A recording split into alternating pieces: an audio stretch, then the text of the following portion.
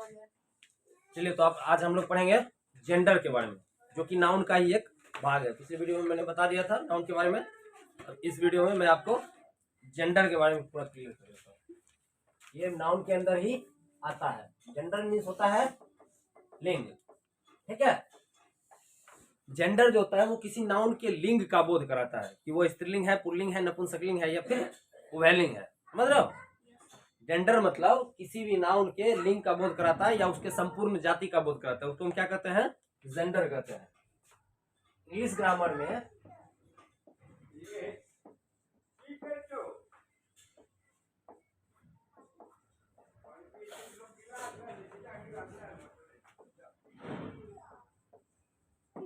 Grammar में gender के 4 प्रकार होते हैं, ठीक है।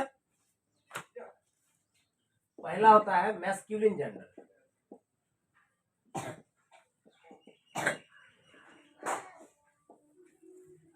इसका अर्थ होता है पुल्लिंग।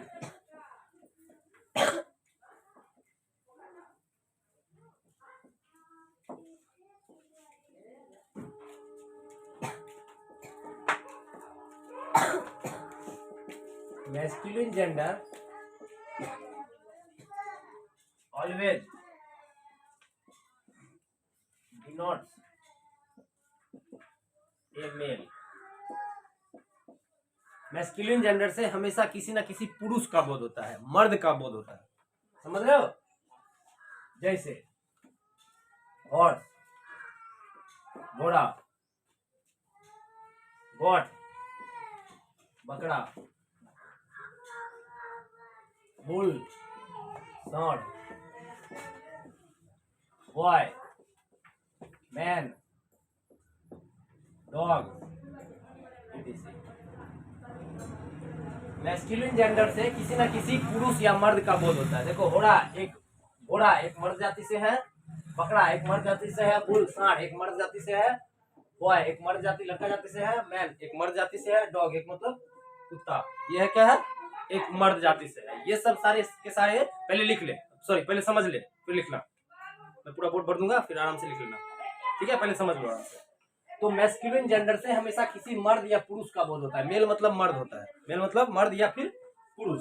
तो मैस्कुलिन जेंडर से हमेशा किसी न किसी पुरुष या फिर मर्द का बोध होता है। क्लियर है?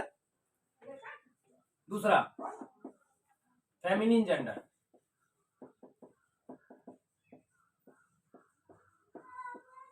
इसका अर्थ होता है स्त्रीलिंग।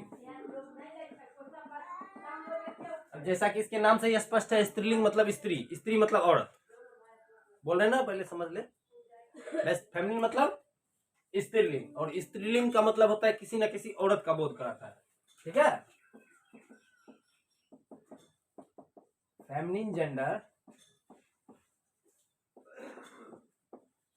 Denotes a female. ये हमेशा किसी न किसी औरत या फिर स्त्री का बोध कराता है, ठीक है। जैसे काउ, गर्ल, वुमेन, बिच, काउ, सॉरी काउ तो लिख दिया ना, काउ, गर्ल, बिच, मेयर। समझ रहे हो?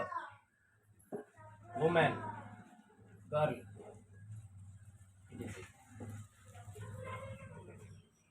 Feminine gender denotes a female.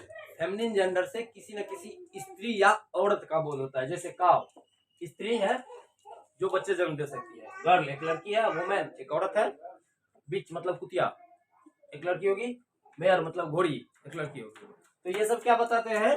स्त्री जाति का बोध कराते हैं, औरत जाति का बोध कराते हैं। औरत जाति वो जाति होती है जो अपने जैसे संतान या बच्चे की उत्पत्ति करने की क्षमता रखती है। समझ रहे हो? यानी कोई भी औरत अपने जैसे बच्चे को जन्म देने की पावर क्षमता रखती है, वो जन्म देती है। तीसरा है कॉमन जेंडर। क्या है? Common gender. इसको कहते हैं सॉरी उभयलिंग। क्या कहते हैं? उभयलिंग। उभयलिंग का अर्थ होता है ये तो ना तो किसी या तो किसी स्त्री का बोध कराता है या फिर किसी पुरुष का बोध कराता है। कॉमन जेंडर डिनोट्स आइदर ए मेल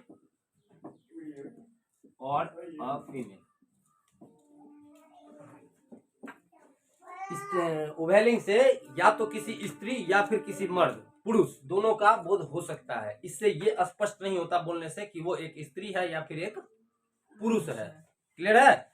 कॉमन जेंडर के बोलने से ये स्पष्ट नहीं होता कि वो एक स्त्री है या फिर एक पुरुष है। ठीक है? ऐसे वर्ड्स जितने भी होते हैं उन सारे वर्ड्स को क्या कहते हैं हम? कॉमन जेंडर कहते हैं। जैसे लिखते हैं हम, जैसे टीचर। टीचर मतलब समझ रहे हो?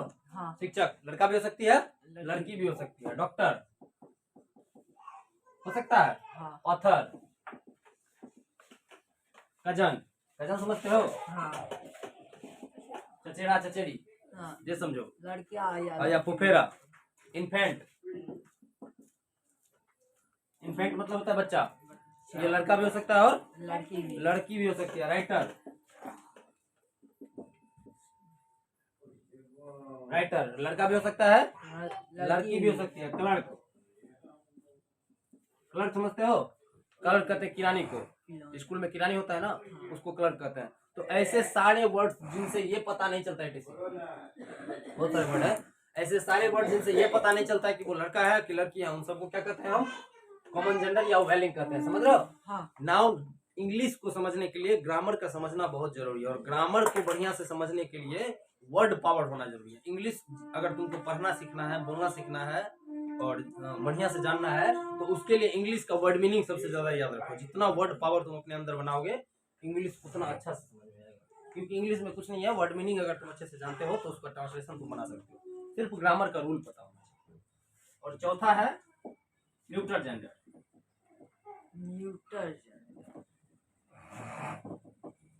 न्यूट्रल जेंडर का अर्थ होता है नपुंसकलिंग।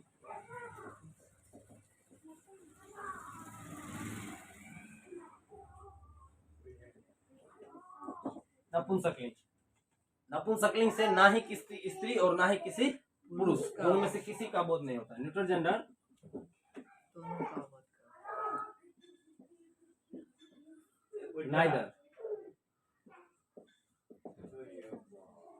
neither denotes a male nor a female।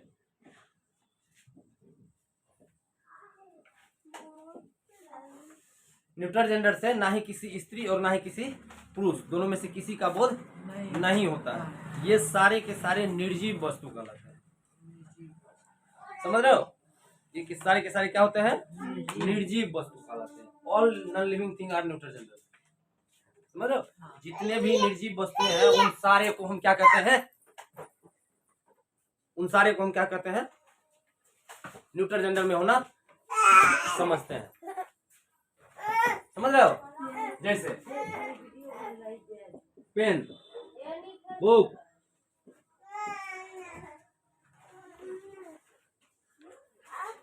School, beach.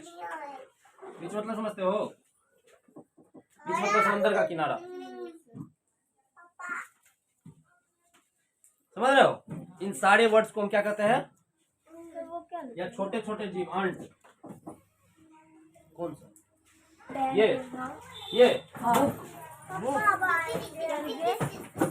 Oil, would.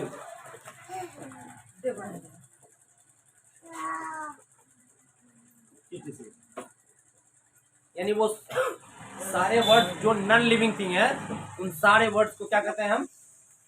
Neutral gender में होना समझते हैं। जेंडर इन चार प्रकार होते हैं। अब जेंडर के बहुत सारे रूल होते हैं जिससे हम मैस्कुलिन से फेमिनिन और फेमिनिन से मैस्कुलिन को बनाते हैं, वो हम अगले वीडियो में बताएंगे। फिलहाल आप लोग जेंडर को समझ लीजिए और जेंडर को बढ़िया से याद करिए।